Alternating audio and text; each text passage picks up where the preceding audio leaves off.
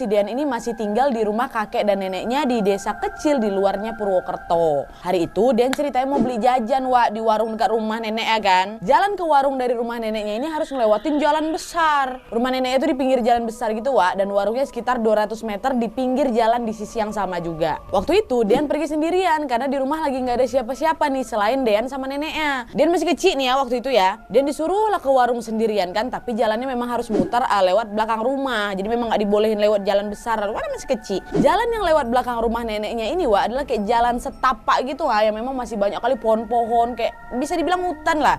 Akhirnya pergilah si Dean ini kan lewat jalan setapak itu. Nah pas Dean udah masuk ke jalan setapak itu Wak, di tengah-tengah hutan tuh Wak, tiba-tiba dia ketemu sama mbah-mbah perempuan yang bentuknya betul-betul kayak nggak kerawat gitu loh Wak. Rambutnya lusuh, pakai kaos oblong aja dan pakai jarik berkemben. Karena Dean pikir mbah itu adalah penduduk di situ, dan bilang lah, "Punten mbah," katanya, sambil nunduk gitu kan ngelewatin si mbah itu. Tapi anehnya Wak, mbah itu malah langsung lari dan berdiri tepat di depannya Dean tuh kayak nutupin jalan. "Punten mbah," tuh gak ada. Betul-betul di depannya Dean, natap tajam mata Dean pula. Terus tersenyum dan ngomong, "Ngiping."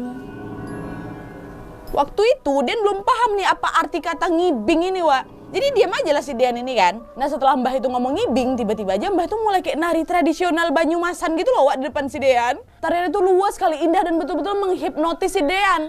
Dan di sepanjang tariannya ini mata mbah itu tuh terus berusaha buat natap Dean Wak. Dan gak sekalipun pernah berpaling. Tetap aja si Dean.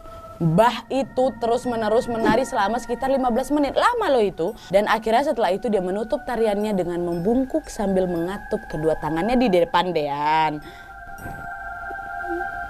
Terus nyeringai lagi.